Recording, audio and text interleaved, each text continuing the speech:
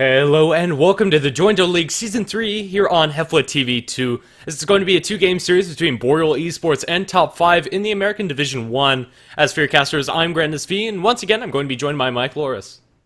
Yep. So, as you said, two-game series. Have seen Boreal play before. Top 5, I don't think I have. I probably would remember because one of their members is just full-on Chinese name, and I don't know how to say that. So, yeah, I probably haven't casted these guys before. I think that's legendary. Yeah, pretty sure that's what his name is. I've seen Top 5 around a couple times in amateur tournaments. They're fairly, I don't know, prolific team. They play in a lot of the smaller leagues in the American scene. But yeah, still somebody that I haven't seen play that much, and Boreal Esports I'd say are the favorites, just based on the players in their team. Yeah, we have some pretty recognizable names, at least for me. I mean, I've seen Monkeys Forever pretty much forever, and Jolly Joker Rolo also pretty recognizable as far as just names I've seen around for the Boreal esports side. But of course, names don't actually mean anything. Like you could have the highest, most high-profile name in Dota on your team, and you could still get utterly smashed by five no names. So hopefully, this game is going to be fairly even. Really, you can't hope for much more than that. I mean, you can hope for a Huskar, but I don't know. There's not much more for now. I'll hope for a Huskar. I'm down Yeah, with that. I'm hoping to. Whether or not we're going to see anything out of the ordinary is still yet to be seen, as Top 5 are taking a whole heck of a lot of time with the reserve time to actually ban out the Ember Spirit. Very interesting. Yeah, it's not really a hero that I would consider first ban material. It is very strong, but he is not without counters. Like if you put him in a lane versus someone like a Razor, or if you just have any range here to poke him out of lane, whether it be someone like Viper even, the Ember Spirit will just get utterly demolished. And an Ember Spirit is not really good unless you're playing from ahead. Otherwise, he's just pretty subpar. He's very elusive, difficult to kill, but at the same time, he's not really going to be doing that much damage. Yeah, I don't know, especially with a lot of the top tier picks like the Doom and Skyrath, very good at dealing with an Ember Spirit. Stopping him from moving around the map is really all you can ask for killing an Ember Spirit. Without the usage of his spells, he's very squishy. But yeah, I don't know, let's see what Top 5 have in mind for this first pick. There's also not many heroes that Ember Spirit just completely demolishes in lane. Like I can understand getting rid of the Ember if Ember was a super good counter versus say a Razor. For whatever reason, if that was true, then I would understand setting themselves up for that. And then like Ember Spirit is okay versus Nature's Prophet, but he's nothing too super about that. So yeah, I don't understand the second ban from Top 5, but opening with the Nature's Prophet is also kind of an uncharacteristic way to open. Yeah, I think the only team that actually does this successfully is Alliance, or does it consistently, I should say. But yeah, it's very peculiar to see Nature's Prophet early on, especially without any other pushing heroes alongside it. If Boreal Esports want to do so, they could just start with a Death Prophet Shadow Shaman and outpush the Rat. Yeah, and you have to consider for Alliance that literally rat blood runs through their veins, so Nature's Prophet, of course, would fit right in there. But looks like Boreal, they're going to go with an Earthshaker, so maybe a little bit of late game Echo Slam punishment on the Nature's Prophet. The Blink Dagger will certainly be useful in trying to keep tabs of him. Oh, but overall is a nice roaming support, or if need be, a nice defensive support for the Boreal esports side. All around, I just love Earthshaker. He's a lot of fun to watch, and there's always the dream for the 5-man Echo Slam Rampage. I don't think I've actually ever seen that in one of my own games, unfortunately. Like I've seen the Dota Cinema, Oh yeah, whatever clips, but I'm waiting for the day to actually see it with my own two eyes in a live game. yeah. I don't know. I haven't seen a professional game. I'll put it that way. Reserve time. Yeah. All right, well, anyway, Earthshaker is going to be the pick. These guys just taking their sweet time. And with the Nature's Prophet first pick, it could be a little bit jarring. But already with the Earthshaker, they've set up themselves pretty well to deal with any sort of unit-based pushing. And then with the Death Prophet, they could put some push right back on the top 5. So Nature's Prophet, he is not going to get any much straight pushing done because he's going to have to run his units through Fissures and through Crypt Swarms. That's going to be really hard for him to get any damage into the tower. Late game, the split push is always there. But for the early stages, Top 5 can't really go into that strategy. Yeah, I don't know. Well, going to be a Skyrath Mage for Top 5. No big surprises there. The silence is always nice if he can catch out the Earthshaker before he gets off his spells, although difficult, especially if he has Blink Echo Slam. That's going to be very easy, instant initiation. But also if you can catch out the Death Prophet with that Exorcism, pretty good. But more than anything, Scarlet Mage is just a really solid support at bursting targets down, as well as offering some good harass out of lane. You also have the minor setup combo of Nature's Prophet Sprout with the Skywrath Mage ultimate. The circles pretty much go perfectly within each other, so Skywrath Mage is almost guaranteed to land that, assuming no Force Staves or Tangos or Quelling Blades or anything like that. It's not as great as Cogs because Sprout usually isn't picked up until a little bit later, but it is still perfectly reasonable in order to kill someone soft. Like, even if you catch Death Prophet in there, and if you land a Mystic Flare on her, she's screwed. Yeah, there's very few heroes that aren't, when you are caught out inside a full channeled or, I don't know, full duration Mystic Flare, rather. As far as the next couple bans, we have Viper and Shadow Shaman taken out. No big surprises there. I don't know, if they weren't taken out, I'd be appalled. Yeah, it'd be really interesting to see if they slip through, but someone who actually is still in this pool is, you said, the Razor, so I don't really know which side would want that Razor. I think Boreal would probably want it more, and since they're not going to ban it out, they're actually banning out the Pugna in order to take out the Razor for themselves. Pugna would have been okay for their own side, and it would have been okay for top 5. It's an understandable ban. Yeah, for sure. I don't know, it would have just given top 5 pushing center of their core that could combat up against the Death Prophet, or at least trade evenly if they're both in a lane. But yeah, as far as top 5's next pick, I'm not exactly sure where they want to go with this. I don't know. They have a lot of different directions they could take this draft. If they wanted to, they could go for a Brewmaster, although up against a Death Prophet as well as a Razor, not the best. Death Prophet, if she already has the ultimate up and you Yules her in the air, that's pretty much just free time their ultimate's doing damage, and then the stun doesn't bother her all that much, as long as her spirits are able to continuously do damage. And, I don't know, Razor, he's able to get a very long static link off on the Brewlings if you're not microing, like, perfectly, and even if you are, it's still a lot of guaranteed damage. Yeah, and they would probably also want someone to work kind of well with the Nature's Prophet, whether it's by split pushing or by, having 4 heroes in a Death Ball and Nature's Prophet doing his own thing on the other lane.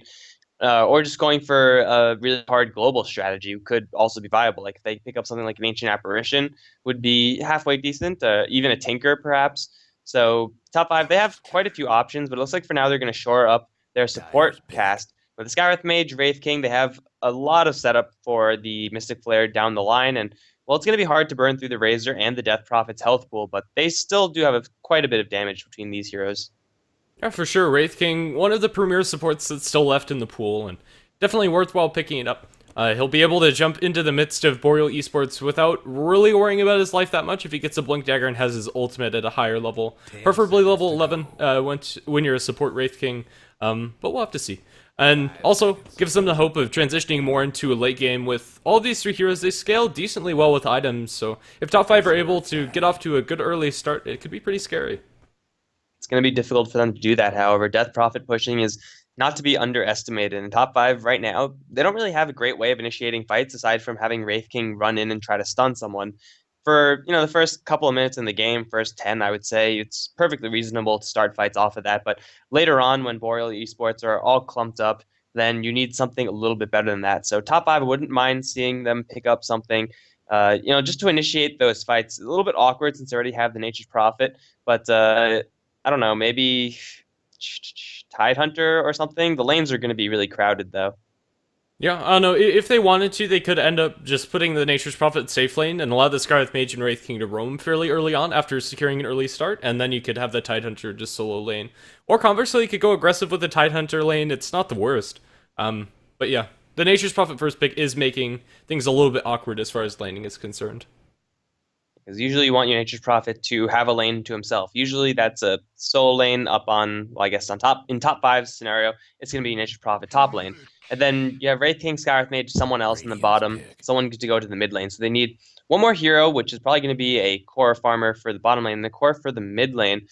They know it's most likely going to be versus the Death Prophet mid. There aren't too many fantastic matchups there still left in the pool. And Boreal with this Lich pickup are going to make laning for the top 5 even more difficult. So I like this pick from Boreal. They're going to punish the fact that top 5 have gone for these already kind of awkward lanes, though they can definitely salvage it with their last 2 picks. For sure. Honestly, I'm not the biggest fan of the Lich. I think if you're going to have an Earthshaker and Lich, that's a very defensive supporting duo. as it stands, you kind of need an enabler with the Earthshaker in order to get your roams off, or at least have a lane that has a lot of kill potential anyway. And the Lich just isn't going to provide that. It will, however, make sure that they're able to win a lane and keep the Nature's Prophet at arm's length. Depending on where they want to lane this Lich, that is.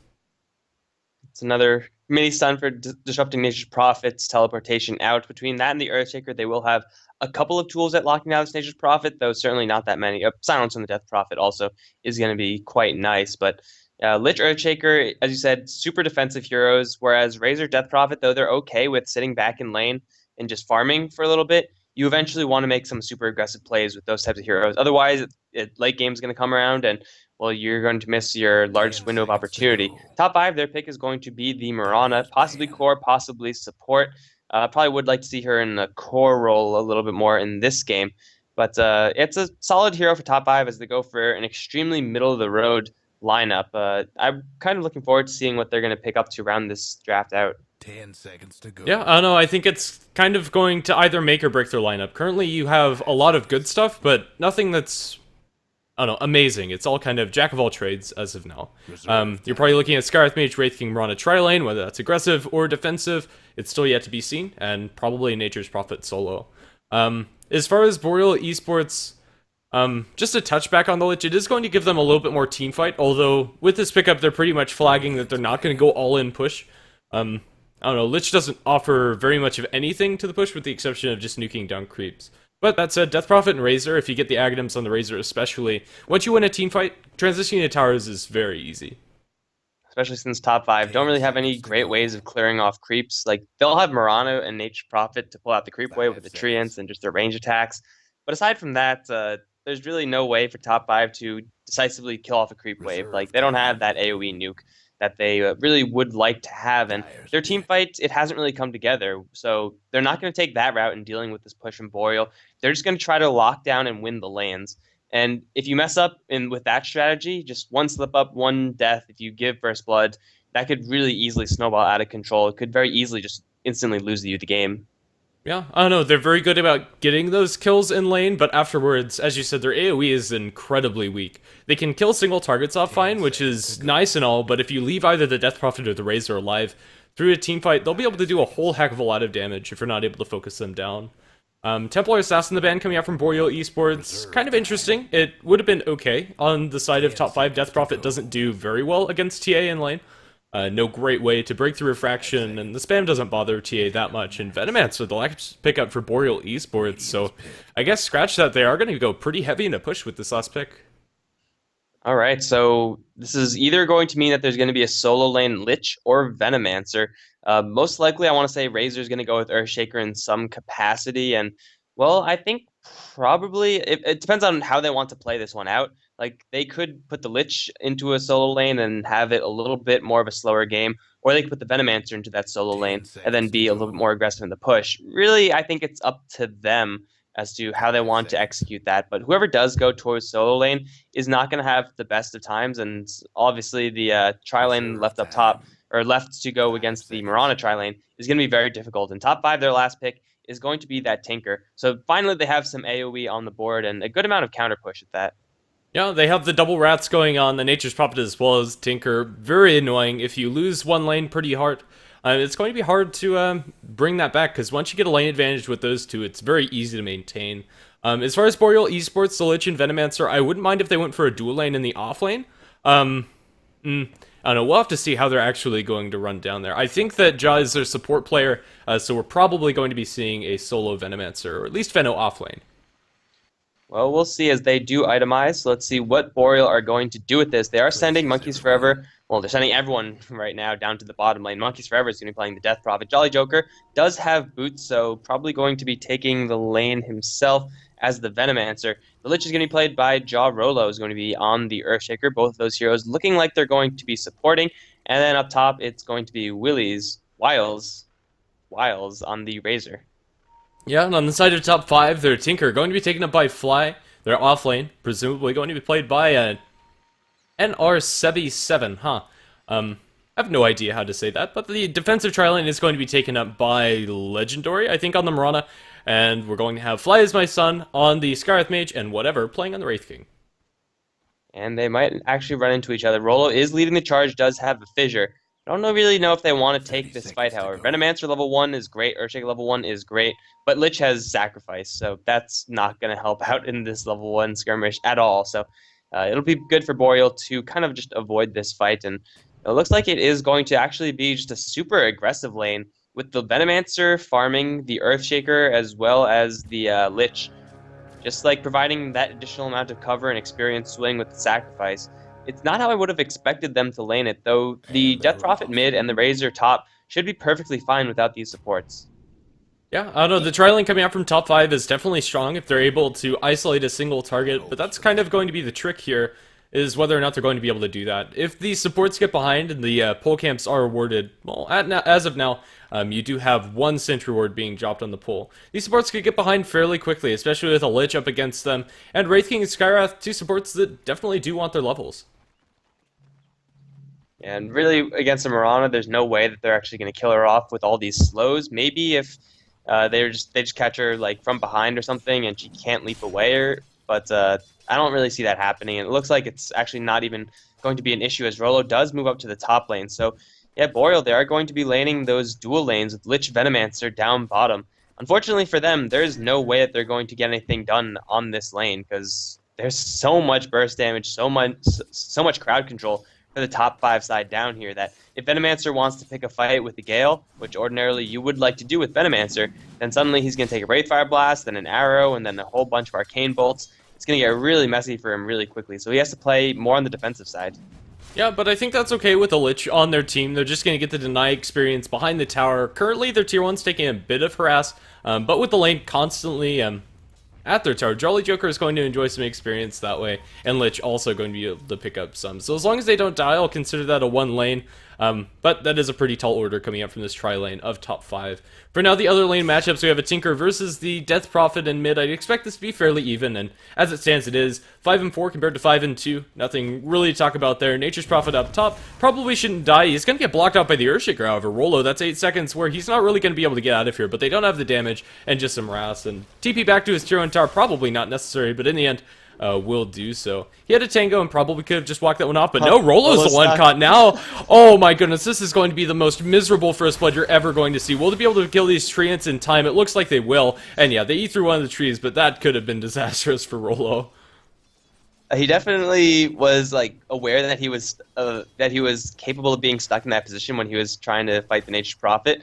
I don't think he was aware that Nature's Prophet didn't actually teleport all the way to the base. Like, he just jumped right back to his tower, so Earthshaker very, very close to death, and that would have been a super embarrassing one at that. But fortunately for him, he doesn't get to be the first blood, at least not yet. There's still that possibility.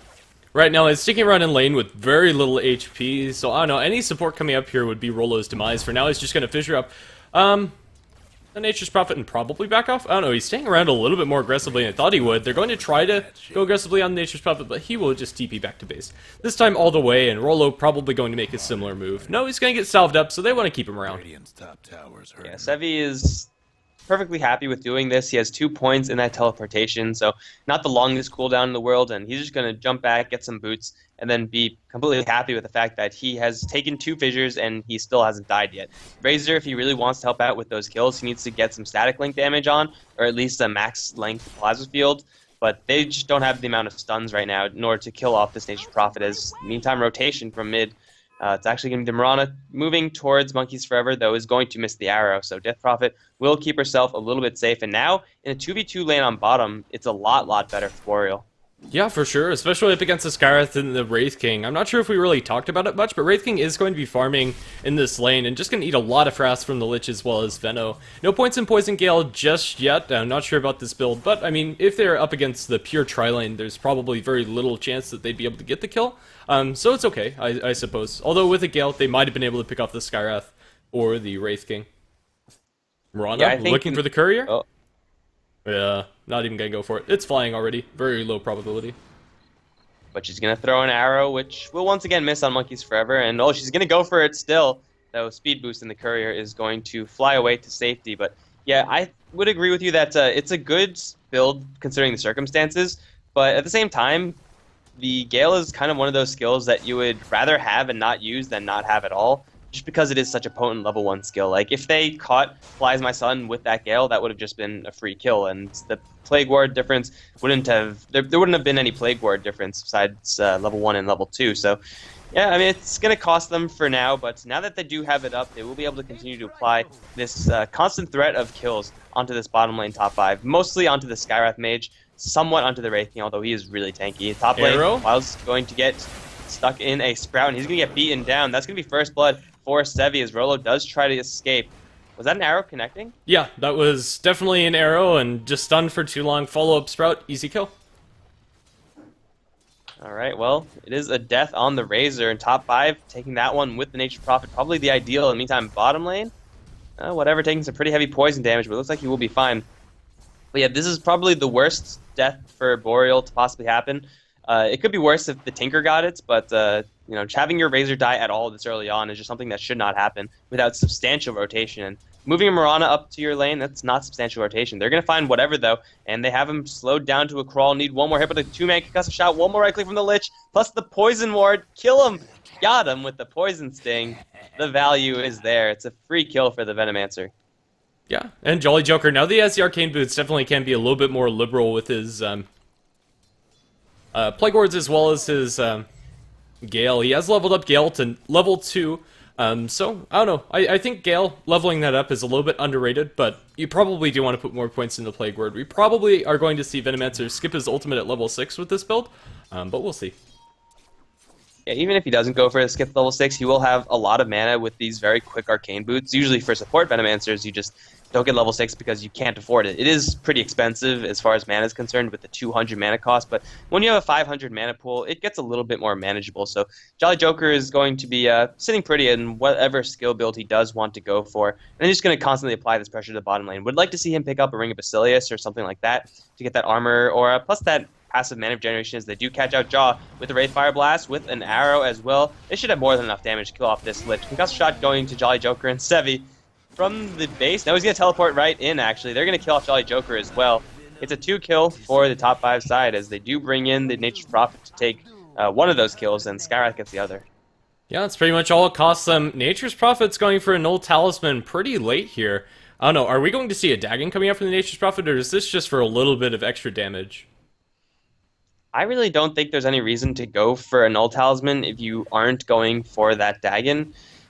I don't really know if this makes a huge amount of sense. Like, if you're going to be fighting early on, then I'd rather him be the one getting the mech or something like that. If you're going to be split pushing, then get a Blink Dagger, Shadow Blade. If you're going to be fighting, maybe get a Maelstrom. But Dagon is kind of uncharacteristic. They go on Jolly Joker again on the bottom lane. Once again, somehow NR Sevi is getting these kills. I don't know how he's doing it, but it'll certainly be easy for him to steal last hits from his teammates once he gets that Dagon. And well, Tinker and mid, they're going to arrow onto Monkeys, and Monkeys is just going nowhere. The rockets from the Tinker are going to secure that kill, and in the end, Tinker is off to a really fast start. He has his bottle going to him on the courier, 1,500 gold in his pockets. Although he's not farming that well in lane, and his Ancients have been blocked, giving that kill his way.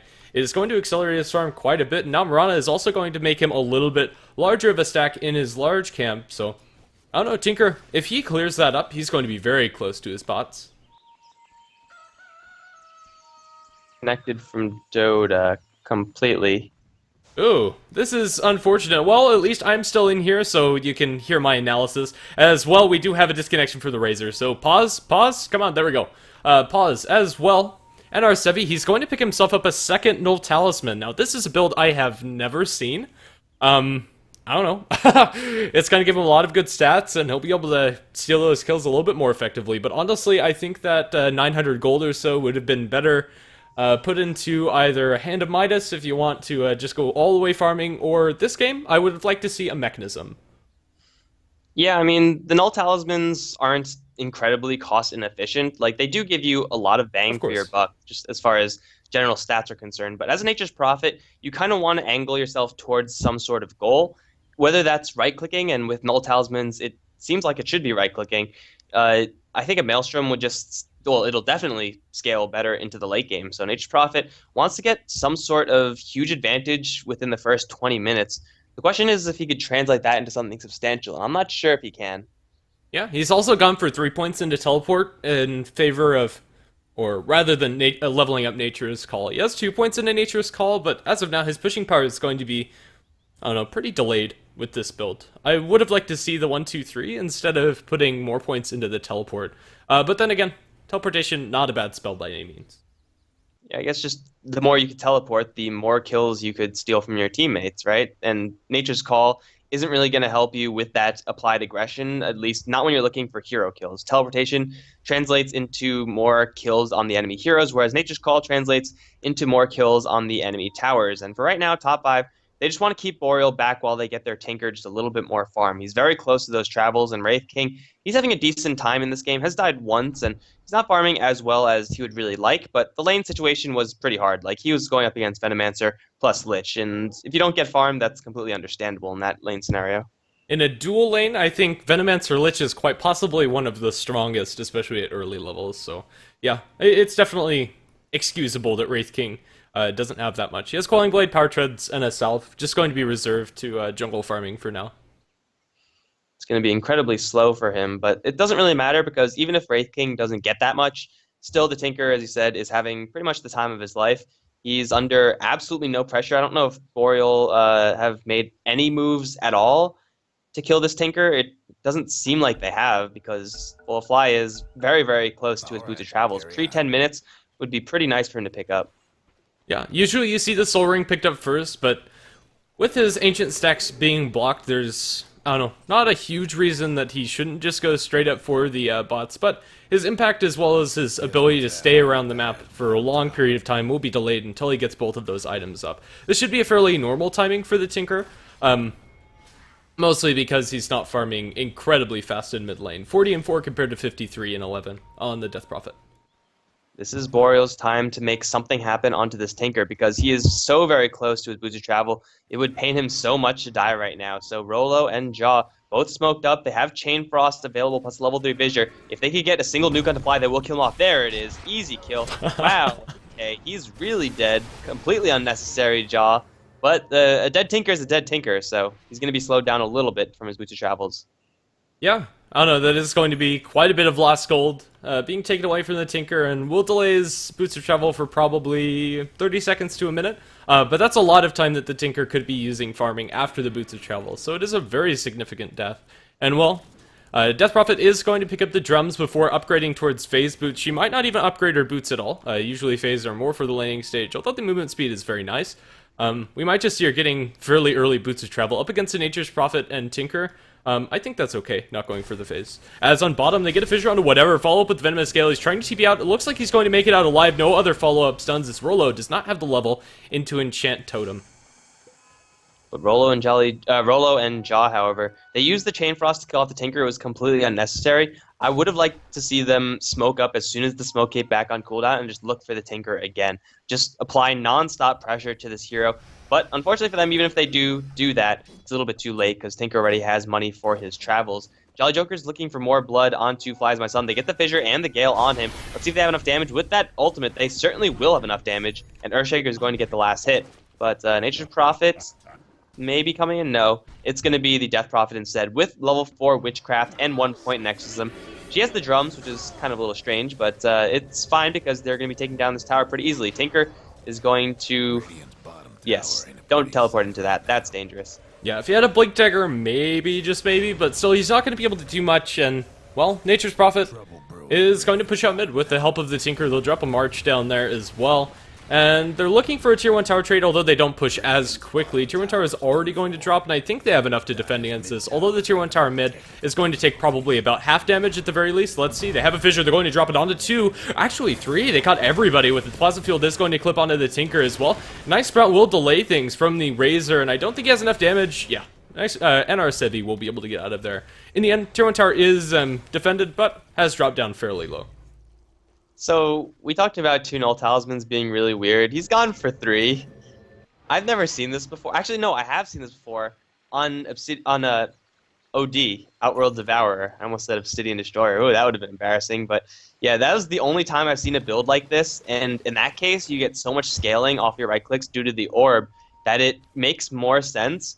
But right now, I have no idea what he's going to go for. I mean, he's holding a Robe of the Magi. So I'm inclined to think Orchid. It'll be the weirdest build I've ever seen in my life. Meantime, Jolly Joker and Monkey's Forever are going to run straight into whatever, opening up with a Ray Fire Blast, but there's a lot of magic damage over time for this Boreal side. Whatever's going to get hit pretty hard as they do pop the Moonlight Shadow. Fly is going to try to give his Wraith King a little bit of backup, and he will be just fine from the poison, and everyone's going to get out just fine. Yeah, I don't know, back on touching on the Nature's Prophet, the only other hero that I would even consider it on would be like Skywrath Mage with his Arcane Bolt. But yeah, very, very peculiar. He's hitting pretty hard for this portion of the game, though. At about 113 per swing of his Scepter. I don't know, it just doesn't feel that great, even though it will give him good stats. I don't know, enough harping about that, we've kind of touched on that and killed it into the ground, or at least I have. I don't know. Tinker is going to be farming up towards his Soul Ring. It's not going to be the fastest Soul Ring bots by any stretch of the imagination, mostly due to the hate that his jungle camp's got, but he'll have that completed now at about 12.5 minutes. Yeah, so now he could very quickly work towards his Dagon. So once he has that, I don't really know if any heroes from Boreal are safe. Probably the Razor, probably the Death Prophet, but definitely not the supports. And speaking of not being safe, Nature's Prophet in a lot of trouble. Rolo's going to wrap around, land a very easy fissure, has an Echo Slam, and he's going to commit it to. They annihilate the Nature's Prophet, and let's see if they get out without losing anyone else. They are going to be facing down no one because it took too long for them to teleport in. But no, Jaw kind of caught behind, and he's going to get hit with everything in the book. Tinker's going to get that kill with a laser. Yeah, I don't know, giving kills to Tinker, definitely not something you want to be seeing. Fly is presumably going to be going towards his Blink Dagger next. But yeah, then he will have the Dagon, and Earthshaker, Venno, Lich are going to be very easy for him to bring down solo. And, well, arrow shot mid, not going to land on anything. Top lane, they pull out the Reincarnation. Jolly Joker going to wander into the Mystic Flare, but he will get mech'd up by the Razor. So whatever his ultimate is now down, and Skywrath Mage getting hit with that Poison Nova is going to be forced back. They should be able to take down this tower up top. Well, Tinker's going to come in and make a nuisance of himself, but it looks like they will. Though Glyph for this one, they might be able to secure the deny at the very least. It is in deny range now. Let's see if they're going to be able to get it. It's them against Venomous Words, and well, the Fisher's going to delay things. They will get it from the Tinker, and now Rolo caught in a very compromising position as he's brought down by the laser of the Tinker.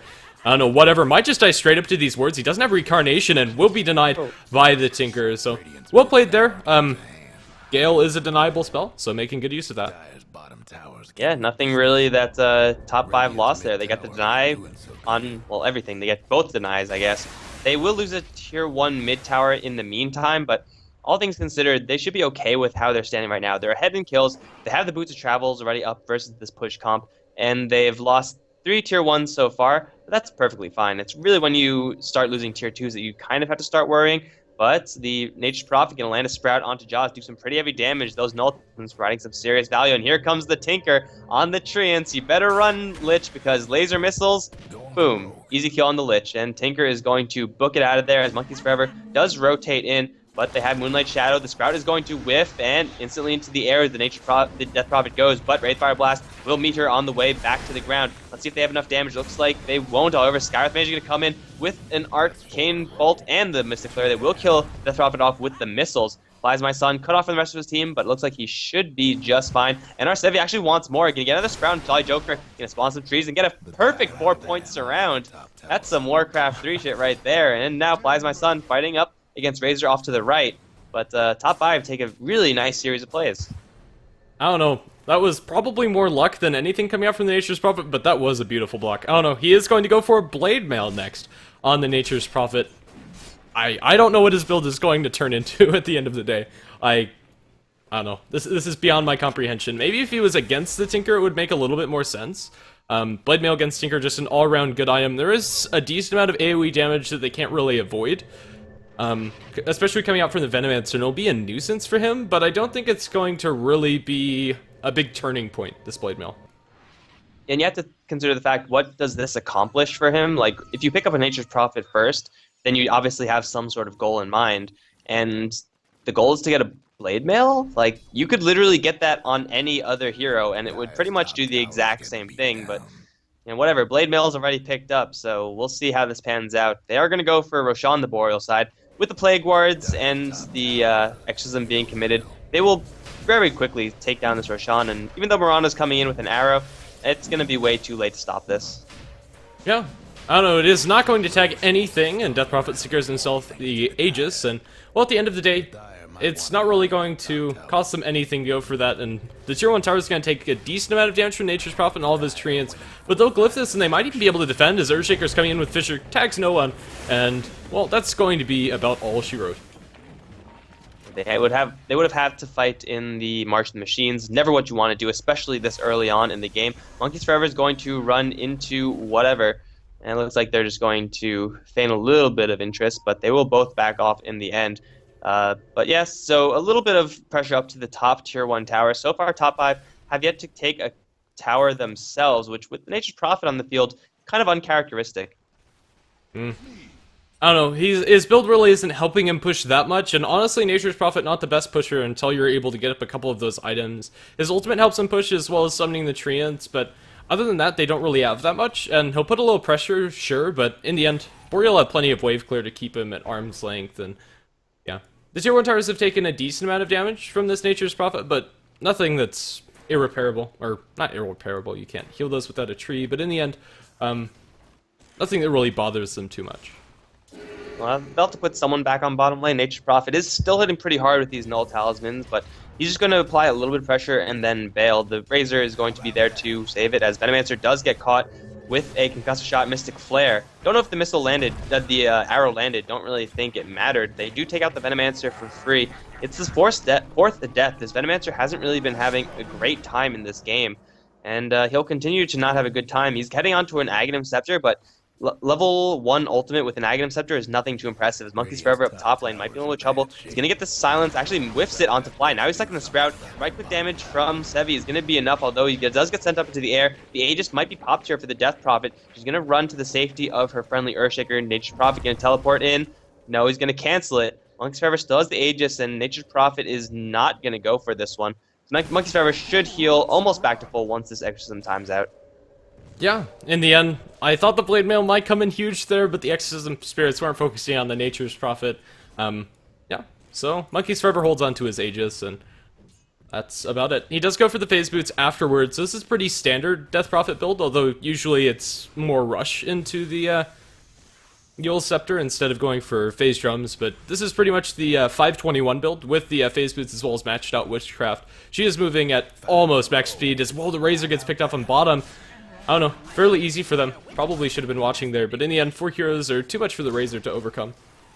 That was just a really simple Wraithfire Blast into Sprout, setting up for an easy Mystic Flare. So it's impossible to miss it at that point. Razor, though he does have a crap ton of health items, like with the Mech, Point Booster, Overclub, and Power Treads, it's still just way too much damage, as you said. The Mystic Flare is really hard to tank up, and curiously enough, Flies My Son has gone for 3 points in Concussive Shot. I've only seen this once, and that's when I did it my first time playing Skywrath Mage. Ancient Seal is almost the objectively better build, but he's gone for as much raw nuke damage as he can, I guess.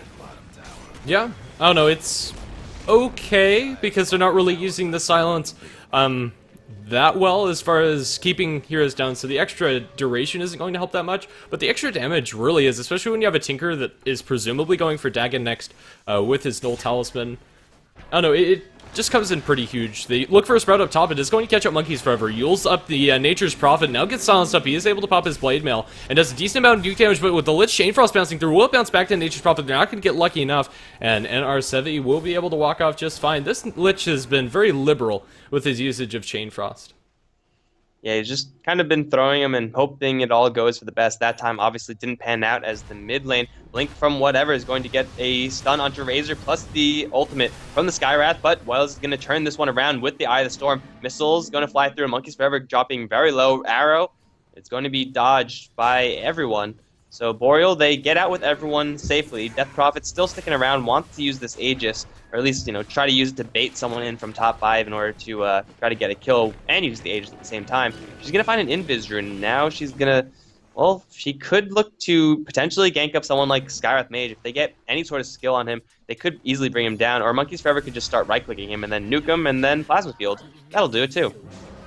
Yeah, in the end, Aegis lost, although it probably would have timed out pretty soon anyway, so not the biggest loss for Boreal, and they get the pick out from the Skywrath Mage, so definitely worth it. As the split push is coming out from the Tinker as well as the Nature's Prophet. Nature's Prophet looks like he's going to get the tier 1 up and top, and he will. Lich is the only one to TP back, and I don't know, he might be in a little bit of trouble here as Lich is going to take a lot of damage. Kiilstofte up in the air, Exorcism committed. They want this kill on NR7 very bad, but I think he'll just be able to TP out, or will he? No.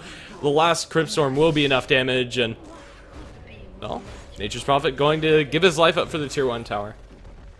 I think he's going to be okay with that, though, because that means that he pulls out the Exorcism from Death Prophet, which means this top tier 2 tower, though it is going to take some damage, it is certainly defendable by top 5. Now, if they don't want to defend it, then, well, they sack the tower, but it's going to be slow regardless, because Exorcism is not available for the Death Prophet. And Razor, he's still about 800 gold away from his Aghanims, unless it's on the Courier. No, still 800 gold away from his Aghanims. The push from Boreal isn't going to be very strong, and with the Tinker to defend this tower, it should be defended. Also, bottom lane's being pushed out quite a bit by whatever, so they are going to, at the very least, force Boreal to defend their bottom lane. Yeah. I don't know, Nature's Prophet, he goes for the Maelstrom afterwards, as far as his build is concerned. I like the Maelstrom on him, although possibly a couple of items back it would have been better. With the Mjolnir as well as the Blade Mail, if they try to focus him down, they're going to take a decent amount of damage, although it's nothing really compared to a Wraith King when he has similar items, as Reincarnation is going to make that a lot more effective. But in the end, Static Charge is going to be useful to put on the Wraith King nonetheless. Yeah, in worst case scenario, it does force out the Eul Scepter from the Death Prophet. Like, if the Nature Prophet is Blade Mailed and Static Charge, just send him up into the air, ignore him for a couple seconds, and then kill him when he comes down, because he's still killable at that point. Big items for Boreal, as they've picked up the Blink Dagger from Earthshaker. Didn't get a good look at when the actual timing of that item was, but regardless, it is going to be up now, though still only level 1 point in Echo Slam. Earthshaker would be able to put some serious hurt onto top 5. Venomancer going to head towards his Aghanims, and looks like that's about it for them. Bigger items coming up from top 5 as they're getting more and more farm over time. They're actually holding on to a lot of gold, so scratch that. Just getting a lot of gold, though. No items just yet for them. Yeah, Tinker getting close to the Dagon if he wants to complete it. We are looking at similar gold on the Mirana. Not sure where she's going to go. Kind of been playing as a support, although as of late she's been farming quite a bit and did go for the fairly early Midas. So probably going to transition more into a carrier role. We'll have to see.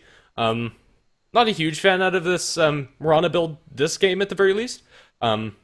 It all depends on how she's going to build it. I'm not sure she's going to be able to get enough farm to be relevant later on, even with the Midas, but we'll just have to see. Scarth Mage, pretty much dirt poor, just the boots wand as well as an Ill Talisman of his own, presumably going towards the Arcane Boots as his next item. But yeah, it's a lot of gold on the Tinker and Mirana. Yeah, and with this Mirana build, she does have a lot of attack speed, and usually what you do from this point as Mirana is you go for that Lightning Hammer, you pick up your Maelstrom, and then even though you're not going to be doing the most damage in the world, you will still be putting out a perfectly respectable amount, and you're very easily ignored by the enemy side, so I would expect to see something like that, if not Yasha into Manta style, which would be another way to go, though I think the Maelstrom's a little bit better. Desolator, also another option, though it might just be a little bit too one-dimensional. She might value the creep clearing a little bit more than that minus armor. Yeah, I think so as well. I think if she went for Desolator, it would come out a little bit late, although the utility coming out from the minus armor on towers could be beneficial. I don't know. I'm kind of leaning towards Maelstrom this game. We have no idea when Razor's going to come back, but he is having internet problems, so I don't know. This stand-in coming out from Boreal is... well, this is not great. The curse continues. Well, at least this time it's not really affecting us, although it's affecting us. Like, it's a disconnect on a player, and it's not everybody, at the very least. You lag too much. You're out. You're out of the team. Well, I mean, if you're going to disconnect twice, that's... I don't know, it's just not reliable. Yeah, I mean, I definitely like that Boreal are talking and communicating. They're just not sitting back and they say 1 second, please. Because that's just, like, infuriating. Because they have no idea when they say 1 second. Yeah, I mean, he's completely dropped out of the game as well as Skype. Like, what are you going to do? Not sure if they have any contact with him whatsoever. But for now, we're just waiting, and there we go. He's back in. Look at that. Isn't it so much easier to, evaluate what's going on when the players actually talk? Every single team should take a note of what Boreal's doing. Transparency is good. Transparency is great. I don't know. Commend Boreal. for being Yeah, honest. commend them for. You can't actually commend in a caster spot. I actually haven't tried to do that before, but now I know you can't do it. You used to be able to commend and report people from caster and broadcaster spots. Just report random people. Well, that was the problem. Like, you could get, like, viewers to do it as well, and they just, like, spam banned, like, Dendy and stuff. Well, it wasn't like Dendy, but you know what I mean. All right, carry on. That's hilarious. I mean, that's terrible, but it's funny. Let's see what Nature Prophet is gonna. No, not Nature Prophet. The other Prophet, Death Prophet. She finds herself the big ol' axe, so she's gonna be super, super bulky as this game does proceed. But still, they have yet to really take any of these tier 2 towers. They haven't done much of anything, I would say, for the past like 5-10 minutes. Yeah, I don't know. Well, Tinker actually is going to get caught out in top with the Fissure, but Rollo going to be forced to run away, and he's not going to get out of there as the laser comes through from the Tinker. Skywrath Mage ulti also just securing too much damage for Rollo to really do anything, and that'll be your Dagon for the Tinker. He used the Echo Slam for there and got some good damage on the fly, but in the end, just not enough follow-up there to back him up in his very aggressive move. Unfortunately, he was just about half a level bar away from having a level 2 Echo Slam, which I'm sure wouldn't have made the difference. It didn't look like it would have made a difference, but it would have made a little bit more sense at least, because level 1 Echo Slam is, at this point, not that impressive, and giving a pretty nice item to the Tinker and Dagon level 1. He could go for even more points to Dagon or just start going towards that Ethereal Blade, but bottom lane's going to be initiation onto this Razor. They're going to burst him down really quickly. Mech does come up, but it's not going to be enough. Razor gets annihilated down on bottom. His Aghanims is just going to be a little bit further away now. Nature's Prophet going to summon some treants. They're going to make a push happen on the bottom lane. Yeah, Tinker probably not going to join them for very long, probably just going to go back to base and then rinse, repeat, and push out some side lanes while they leave the treants to do a little bit of damage. Although with the Venomancer and Earthshaker here, I don't think they'll be able to accomplish much.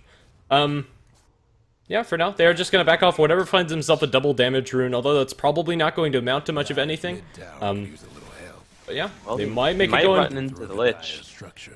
Here we go. Stun, double damage, beatdown. Or just have Tinker do all the damage and then Wraith King gets the last hit. That's good too. Yeah, well, Nature's Prophet on the other side of the map is going to be brought down by Monkeys Forever with the Exorcism pop. Just not enough damage that he could do in return. And Mid lane again. yep, as they go in, Jolly Joker going to get stunned up, tagged by an arrow. He's going to be dropped as whatever, just going to TP casually out of here. No way to cancel that. Would have need to go for the Blink enchant tome, but Blink was canceled. And, well, for now, 2 for 1 across the map as Death Prophet eats a rocket from the Tinker, but doesn't really bother her much. As great as it is for Death Prophet to be getting these kills, she's just using Exorcism to not take down towers. Boreal, it's like they're playing the split push game, except they're not actually split pushing. Like, they're losing heroes left and right, and they're making an okay trade on the Nature's Prophet every time they do so.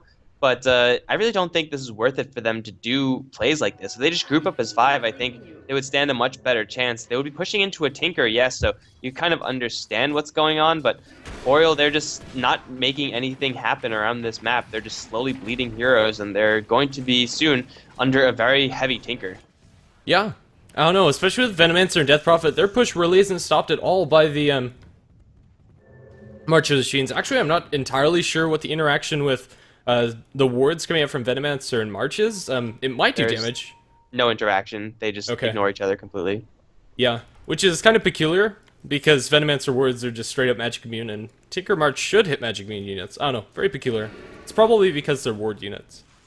Yeah, wards have a really special interaction because of some Warcraft 3, I don't really know what, but yeah, wards from Serpent Wards or Plague Wards, what have you, or even Death Ward, they all behave in very peculiar ways, and who are we to guess what Ice Frog knows about wards? We are just pure mortals. For now, we're just going to wait as both teams are kind of split up.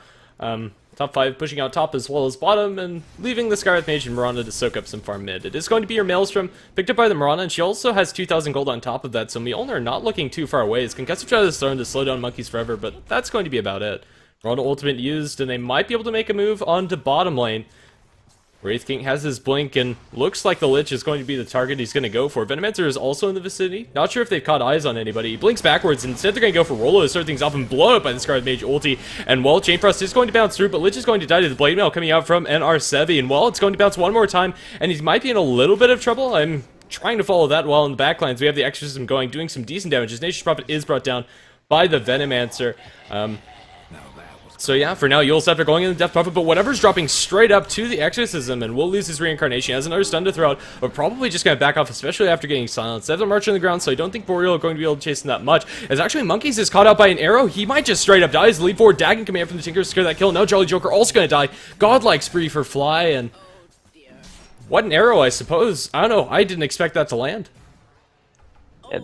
And Tinker gets denied. I don't know if Tinker had any deniable effects or lethal effects on him, but yeah, Scarith Mage, being sure to kill off your teammate whenever you can. That's the dream. There we go. You know, a couple months ago, apparently, or a couple years ago, that would have been possible, but now we can't do that, Fly. I'm sorry, but yeah, one of the weirdest things that happened in that fight was the Lich's Chain Frost.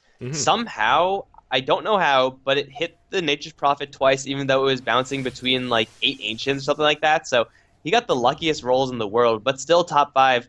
They end up losing the Tinker, which is pretty bad, though he is denied. They take a nice fight in the Roshan pit, though. I don't think Boreal are going to be slowed down too much by that. They have the Exorcism, or they should have it shortly. In 30 seconds, they will. They can go for a Roshan after that, but they can't do it until the Death Prophet actually comes up. They need, at the very least, need her to tank. Yeah, I don't know, for now, they're going to try for it as Blaze gets bashed. They have a Fissure on the ground, but doesn't stop Roshan from reaching over, and well, Death Prophet is going to come in sooner rather than later, and let's see if top 5 are going to get a better trade around the map, because it doesn't look like they're very interested in defending against this if they know what's going on. Everyone write this down. Eye of the Storm does nothing to Roshan. He used it, and you would think with Aghanims it should do something, but it actually just doesn't do anything, which really sucks, and that means his ultimate's going to be down. Not a terribly huge cooldown, but in any other scenario, it can be relevant, so you know, make sure to put that one on the fridge. It is going to be a tier 2 for Roshan trade, and Boreal, without the Exorcism being committed, it's taking them a lot longer than last time, and now they're possibly looking towards mid as they do use the Moonlight Shadow to look for someone. Well, it doesn't look like they're going to find anyone. Maybe they're going to catch someone moving mid as they leave the Roshan pit, or just catch Wiles as he does teleport back up to the top lane, jump forward for a Wraith Fire, or not. Where's the... what? Okay. Never mind, they're just going to blink forward in just posturing, I guess. It's from the bottom end. They do have Monkeys Forever. He's going to pop the Exorcism, wants to initiate onto this Mirana, but she could just leap away, so there's really nothing to be scared of if you're Mirana, except for a perfect time fissure. There it is, the burst damage is there. Mirana's going to go down, but everyone else from top 5 is long gone. In fact, they're all going towards the bottom lane. No, they actually catch Scarith Mage on the way out as well. Death Prophet is really quick, 521 movement speed with the drums, the phase boots, plus the Kiilstofte, so it's very hard to outrun her.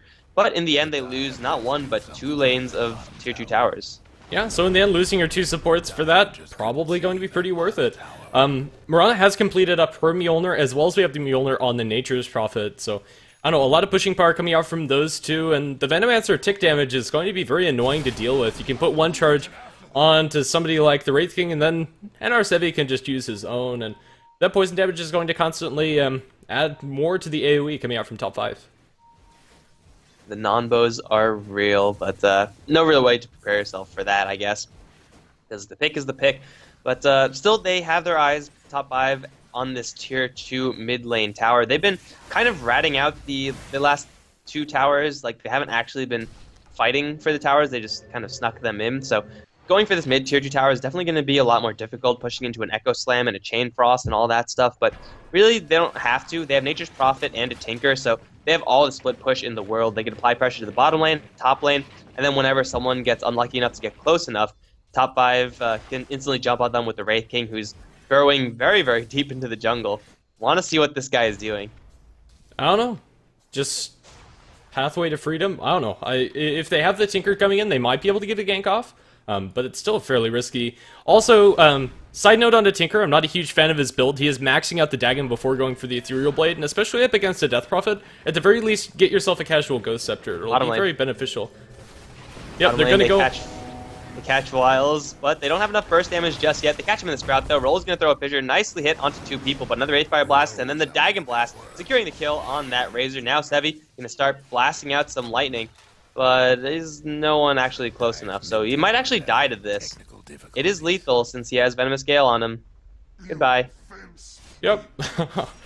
Yeah, I don't know, with an Aghanim Scepter on your Venomancer as well as level 11, and I don't know, maxed out all of your other spells, it's ridiculous how much damage that can do, and I don't know, I'd kind of like to see a pipe on top 5, but I'm not sure who the heck would buy it. Well, Well, as they jump in onto whatever is going to be blasted by the Lich as well. Now the fall of Fissure, whatever might lose his ultimate here, and they're going to commit the Echo Slam to just make sure. Not sure if that was entirely worth it, but it looks like they'll get him a second time. That attack is so slow coming up from Rolo after the Reincarnation Stone with the Blade Mail. He can't actually throw it out, and whatever is just going to die to the Venomancer, and Monkeys Forever secures himself the last hit. So in the end, probably worth the Echo Slam. I don't know, Tinker's going to push out the side lanes for now. Yeah, I think Boreal will be okay with using the Echo Slam for that scenario, because the Wraith King otherwise would have been just such a very difficult hero to bring down, and especially off of this, they could go for a tier 2 tower push. Monkey's Forever going to secure a regen rune. Yeah, just go down mid, guys. The Tinker is still a pretty large threat, but at a certain point, you have to ignore the Martian Machines and just go for it. Boreal, they would certainly benefit from a pipe as well, and it looks like Venomancer is going to be the one building that, but this Tinker, whether intentionally or not, just his sheer presence on the map is stopping Boreal from committing to these tier 2 towers. He's not actually doing it actively, it's just by him being in the game. Yeah, I don't know, at least that's what it feels like. It's up in top lane. Silence on Nature's Heavy, and well, Monkeys Forever, he's taking too much damage from the Blade Mail. He's going to heal himself up, and there you go. He might be able to kill Nature's Prophet, it looks like he will, but the Dagon will bring down the Aegis, and TP away from NR Sevi. NR Sevi, will he be able to get out there? They need one more Cryptstorm, not going to have it in time. He goes for it after the Shift Q, but in the end, not going to be enough, and well, Death Prophet probably going to make it out there with the fast movement speed. Even without the phase boots, just pops a drum charge, and already moving at about 500, and well, for now, that is going to be it. Aegis lost coming out from Boreal, so maybe their windows are closing a little bit, and Death Prophet going to go for a Necronomicon as their next item. Mid lane Rolo gets completely destroyed by the Skywrath Mage, set up by the Wraithfire Blast. Of course, Jolly Joker now stuck in the Sprout. He's going to get zapped down by 1-2 Laser Dagon Punch. Easy 2 kills onto 2 of the real softer Boreal heroes, and now they don't have to rat down towers anymore. They can just make a straight push right into this mid tier 2, and it should be a free one. Mirana's being chased down by a Death Prophet, which will force Tinker to teleport back. Are they going to go for this Death Prophet? It's really hard to get a beat on her, but if they sprout her in, that's a way to get her caught. Dagon, laser, missiles, and everything, but now the Chain Frost is out. Sevi still in the front lines. He's going to take 2 hits again. Throw out the Wrath of Nature, killing off the Lich. Missiles will kill off Monkeys Forever in the end. 4 are down for Boreal, but the question is, can they get anything off this? They in fact lose a tier 2 tower while all this is happening. They have a line drawn to go up the top lane, but I don't know if they actually have enough momentum without this Nature's Prophet. Yeah, I'm not entirely sure either. Their lineup's not the greatest at pushing, especially without the Nature's Prophet available. Yeah, for now, Tinker's item choice is going to become irrelevant pretty soon, as he'll get the Ethereal Blade after finishing up the Dagon 5, but decent timing anyway. Currently has the Ghost Scepter, and even if that rocket didn't kill the Death Prophet, Laser would have been there, so a fairly easy kill in that sense. As Tinker gets fissured up top, but Rolo, that's not a great place to be in. One blink forward and a laser would be all he needs, but well, with the backup coming out from whatever, he won't even need to blink, as whatever does that for him. The Earthshaker threw the fissure and then stopped moving. Like, I don't know if he just accepted his death or what, but he could have started running, and that probably would have made the difference because he does have a blink dagger, but I don't know, Earthshaker just not moving, deciding to kill himself for whatever reason, giving top 5 yet another kill. It's going to extend their kill lead by 11 now. Gold earned, experience earned pretty comfortably in top 5's favor, almost at that 10k mark for both of them. And Fly, as you said, is getting closer and closer to his Ethereal Blade. Once that happens, Razor should be fine because he has a BKB, but then so shall Death Prophet since she has a heart. Everyone else on Boreal, they're just going to be food for this Tinker. Yeah, pretty much one combo is going to instantly kill the Venomancer and the Lich and Earthshaker. Venomancer probably the best off out of those 3, as he's the one with the most farm, but Lich and Earthshaker, I feel sorry for you. Double degradation. The life of a support is a hard one, especially when you apply no pressure to a Tinker early game.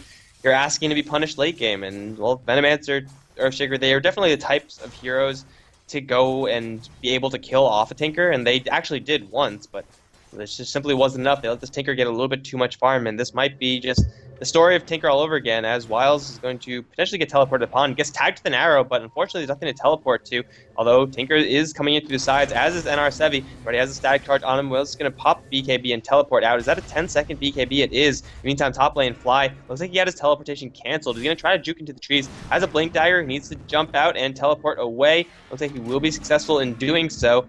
He's going to blink even further. They actually get the Earthshaker up on top lane. Okay, I don't know how that happened, but Earthshaker does go down. He was the one that canceled the TP, and then Nature's Prophet killed him for it, and Nature's Prophet was able to TP out, and so was the Tinker. So in the end, Cost him the kill on the Death Prophet. If Tinker was able to TP there, that probably would have been a dead Monkeys after getting tagged by the arrow. But for now, they're going up top, and Jolly Joker blown to shreds. I don't know, he gets killed by the creeps, unfortunately. And well, Fly gets Mjolnired. Might be in a little bit of trouble here. He's taking quite a lot of damage. Will he be able to chase him down with the extra movement speed? He might be able to. The Marana ultimate comes out, and he's silenced up. Will he still tick down? I don't think he will. The arrow is going to land on the Monkeys. And, well, Tinker, blink TP back to base. He actually soul rings beforehand. Potentially just force of habit, but not sure if that was necessary. Yeah, it's most definitely just a habit because it didn't make a difference there, but he is going to recover from that, and that is going to force out the Poison Nova. Not the longest cooldown skill with 2 minutes, but still it is something that you would be more comfortable pushing into knowing that that ultimate is down. And top 5, they are having a little bit of a walkabout as whatever does look into the enemy base. He's actually holding on to 4,200 gold in a Heart of Tarask recipe. That's pretty awkward, but eventually that Wraith King will get his heart, and, well, if he runs into anyone, instantly the Nature's Prophet is going to come in, and then soon after the Tinker. So the objective is going to be the Roshan for now. Monkeys Forever does deploy the exorcism for that. Should be a fairly easy one for this Death Prophet to take, because top 5 are nowhere near this, actually. So no response from the Radiant. There's going to be yet another Roshan going to the Dire. That's going to be a Cheese and Aegis Roshan. Yeah, that's an interaction I actually haven't seen before with Earthshaker and Roshan, where he just kind of stops walking like your normal creeps whenever he runs into the fissure when he's going back. But in the end, NR Sevi might get caught out here as he's going to be tagged by the plasma field. Going to try to TP out, the fissure's going to say no. Zero does land onto Willie's. The animation a little bit peculiar there. He's still taking a lot of damage, and well, from high ground, not going to be able to cancel out TP as he does make it back to safety. Everybody on the side of Boreal is fairly low, and I'm not sure if they're going to be able to go for more. They definitely can't. They have to go back and deal with this top lane. Fly is just putting march after march after march into this top lane, and of course it's not doing any damage to the towers just yet. It is just forcing someone to come back, and Rolo's not the person to come back, because if Tinker gets eyes on that Earthshaker, then it's a quick jump in and a level 5 Dragon Blast away from death. Speaking of, there you go. Earthshaker. Yeah, it's just so hard to be a support in these games. You can't show yourself. Well, Willie, he is going to have the luxury to do so with the BKB, but he still might be in a little bit of trouble. Fly trying to TP out here. BKB is going to wear off eventually, but in the end, they just back. Not knowing exactly where the support was. The Marana going to use her ultimate, going to run into Jolly Joker. She gets scaled up as well as the ultimate being deployed. It's going to be silenced. The Mjolnir charge not going to do enough return damage in the end. Is all said and done, that's a pickoff going each way. They might be able to find more. Oh, Tinker's out of there, blink TP, and as is the Wraith King.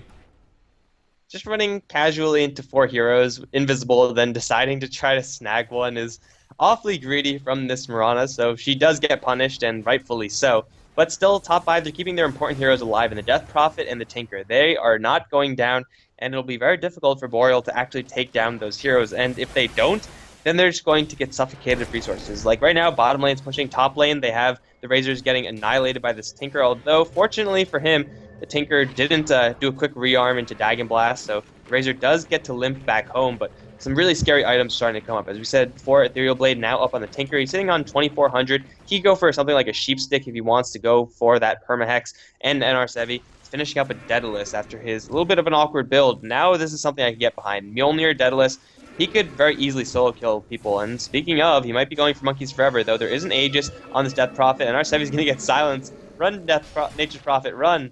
Why is my son's going to get the Force Staff to lend an aid and the Rod of Atos to slow down the Death Prophet? But Death Prophet is relentless. He's going to drop NR7 to the ground and just blend him in the ghosts.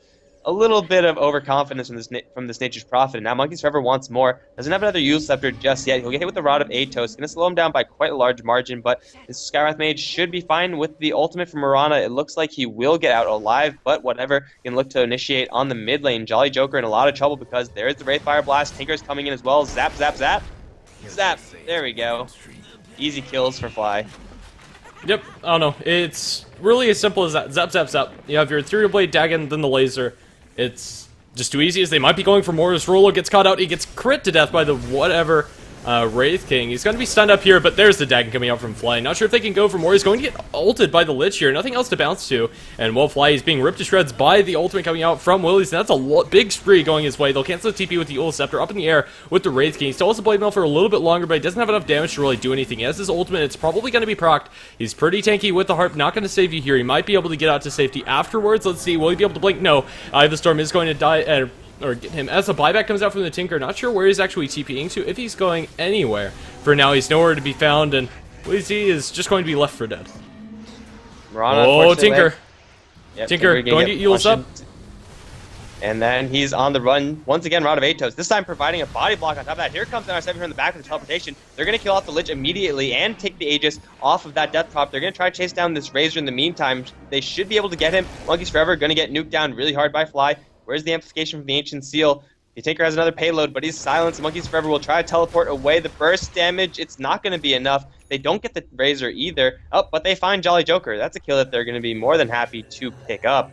But top 5, they do have to buy back with the Tinker. I thought they would have done that a little bit sooner. Buyback was not spent by the Nature's Prophet. I was about to say it was looking very nice for Boreal there, but an Echo Slam now onto NR7. It'll almost 100-0, and with the combo it will.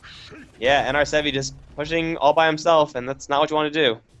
Yeah, in the meantime, the rest of his team were already forced back by the Venomancer ultimate dropped by the Veno as he was dying. Mirana was dropped down to the 1 HP, although it's not lethal, still making sure that Nature's Prophet was alone and caught out with the creeps. Easy.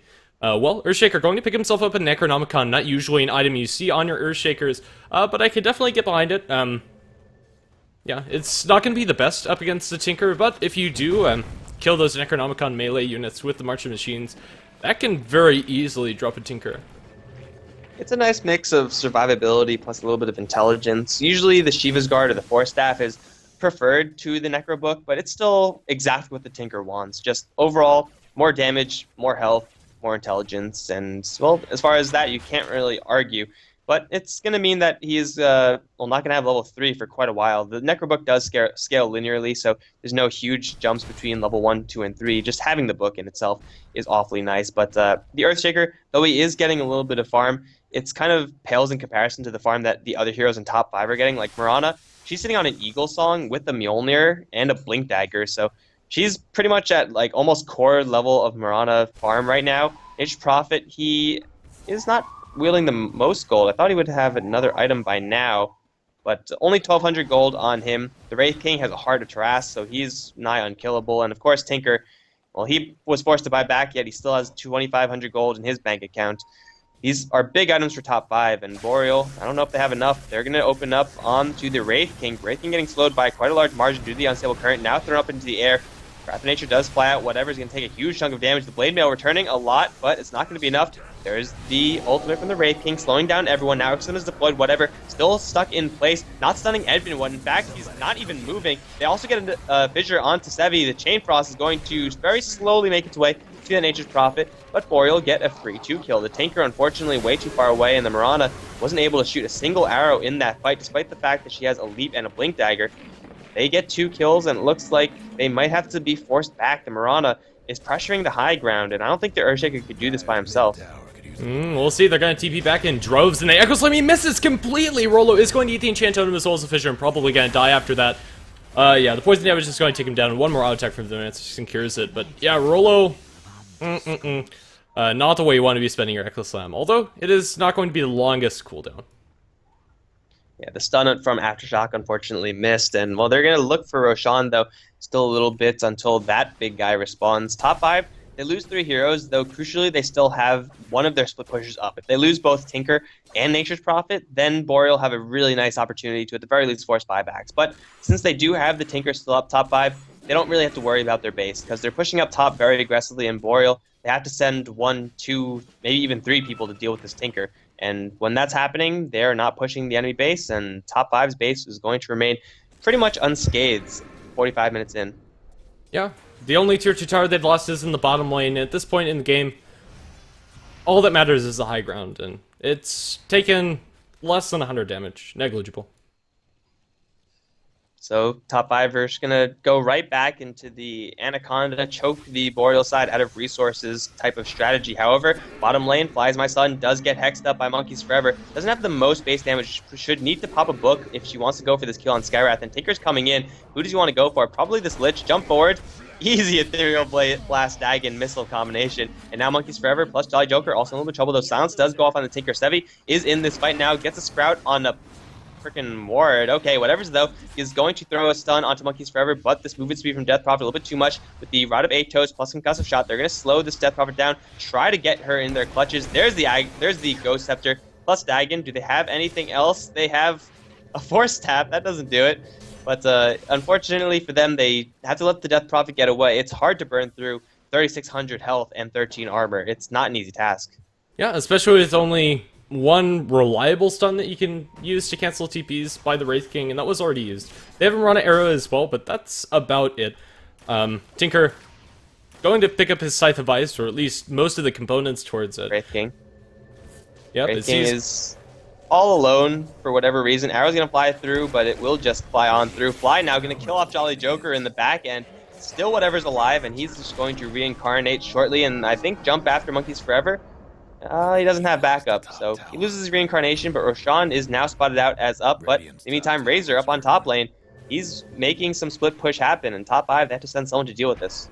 That someone is Fly, and one march should be enough, and he'll probably march the next wave, and that's about it. He daggers them for good measure, but the fight's breaking out inside the Roshan pit or around it, as they drop a Fissure as well as the Necro books, and in the end, that's going to be about it, as they also arrow through the Roshan pit. It is going to land on Roche. For now, they're going to make their move. Do they have enough damage? The Fissures are going to be annoying, and this is a very dangerous choke point to be fighting in, especially when you're working with a Blink Echo Slam. If they summon these treants and he catches out all 3 and all of the trees, and he does, it's going to catch out 2. Unfortunately, he didn't catch out whatever, and he won't be able to follow up with most of his spells. And the Blade Mail actually killing off Rolo almost instantly. The arrow, oh my goodness, Jaw just blown up by the Scarlet Mage ulti. Monkeys Forever is still looking pretty healthy. I don't know, Solo, not sure if he can really contest against this. The Tinker is in the vicinity. Now they're going to stop Monkeys. Tinker is on the backlines. Where is he? The Ethereal Blade Dagon Blast is going to bring down your Death Prophet here, down for 100 seconds. Razor the only survivor, and Venomancer has respawned, but in the end, I'm not sure they can defend against this. Roshan's probably just going to be taken by top 5. Yeah, as sad as it is to say, Boreal needed a better Echo Slam there. Venomancer didn't even use his ultimate before he went down. Top 5, they had a very, very safe, very, very quick Roshan, seeing as though Mirana is absolutely dishing, and she has the Vamp Aura from the Wraith King to keep her sustained. So she was pretty much taking no damage. She was actually probably net gaining health during that Roshan attempt. And Boreal, unfortunately, they just couldn't make that fight happen. They just got constantly picked apart by the item disadvantage that they're at. And now Jolly Joker, he's going to take another stun, whatever's right on the front lines with that Blade Mail. Jolly Joker getting annihilated. Wraith King is going to find that kill as top 5. They're going to ship the Mirana out. It looks like she will go down, but it's only the Aegis. And now the Hex onto the Razor. They have more than enough burst damage. It's a 1v4. BKB is popped. He's going to put up a quite nice fight, and he will actually escape. But still, their base is in chaos. Earthshaker does get snagged. Now the Chain Frost is going to get pulled away by the Mirana. This Lich has had such unluck with these Chain Frosts. They're going to teleport the Razor back in again, but he's going to have to work into a lot of March of Machines. He's going to get slowed down and stunned and Dagon Blast. Where's the E-Blade? They need more damage, but slowly but surely they will bring him down. That Daedalus from Nature Prophet providing some serious value there. They'll fortify the tower, but it's only Lich alive, and Death Prophet's not up for another 15 seconds. This is going to be Rax's at the very least for top 5. Yeah. In the end, I thought Razor would die the first time, but they didn't chain the Hex properly, but the second time's really pushing it. Without BKB, there's very little he's going to be able to do to survive, and when you run Rax down up against a Nature's Prophet and Tinker, it's already bad enough, but it looks like they're going to at least take 2 more tier 3s on top of it. Exorcism popped out, but oh no, Monkeys gets caught out, or who's actually caught out who? Fly doesn't pop his Ethereal Blade. In the end, I don't know, it's going to cost him a lot of damage going to be forced back to base. The Hex goes the way of whatever. 2-2 tower is going to drop in bottom, and as well on top is NR Sevi doing some work to that Rax, and even if they win this fight convincingly, they've lost very heavily in their base. For now, top 5 are just going to straight up back. Seems like Boreal for a second forgot that they had a top lane as well. Rolo's going to jump forward, lay a sentry, and then get a nice Fissure onto NR Sevi. He's going to get the follow-up. He has a Necro Book, but I don't think he knew that he caught the Nature's Prophet. Oh, that could have been nice for him, but they're going to go once again on Jolly Joker. There's the Ethereal Blade, plus an arrow, which will connect whatever. Not doing that much damage, but Fly does the damage. There it is. Venomancer is going to drop, and now Fly will get hit with just a single Chain Frost. But the Chain Stun will be there with level 4 Enchant Totem. Tinker will lose the Unstoppable Streak, instantly buying back into this game. And meantime, NR Sevi, back up top, is going to take out the melee Rax and then go for range. And also bottom lane, it's got to be some of Boreal's attention there as they do jump onto Monkeys Forever. The burst damage with the Ethereal Blade Dagon. Round number 2, Ethereal Dagon burst damage. Round number 3, there's no round number 3 necessary. Rolo also being chased down by an Arcane Ball. Flies my son, going 1v2 now. He's being focused by the Lich, who's completely out of mana. Looks like the Skywrath Mage should be fine, though he is chased down by some of these Necro units. The bottom lane in complete breach as whatever does use his ultimate for the umpteenth time this game. Fly still with a pretty nice mana pool to unleash hell onto this Razor, and it looks like they are going to think about doing that. There's the Hex, but he's still going pretty quick. They need a stun from the Wraithfire. but it's not going to happen. Mirana picks up a Daedalus, and now Rolo going to move forward, trying to get next Chant Totem onto NR7. He does pretty heavy damage. They might kill off this Death Prophet in the end, but the Blade Mail returning so much onto this Razor, and actually the Death Prophet is still surviving. Missiles will secure the kill onto one, as Lich does die in the mid lane in the meantime. Now another stun onto Rolo from whatever. I think that's got to be game. Boreal have expended pretty much all of their resources in order to defend against this, but in the end, they are 1.5 sets of Raxes down. It's soon to be all 3. GG's called from Rolo. At the end of the day, they just got choked out, as Jolly Joker is going to die for another time before the Ancient actually dies. GG is called out, and there the Ancient explodes. This is only game 1 of a best-of-2 series, so don't go anywhere. We're going to have more games coming up here on HeflaTV 2. I've been Greta's V, he's been Mike Loris, and see you soon. Well, GG to both teams.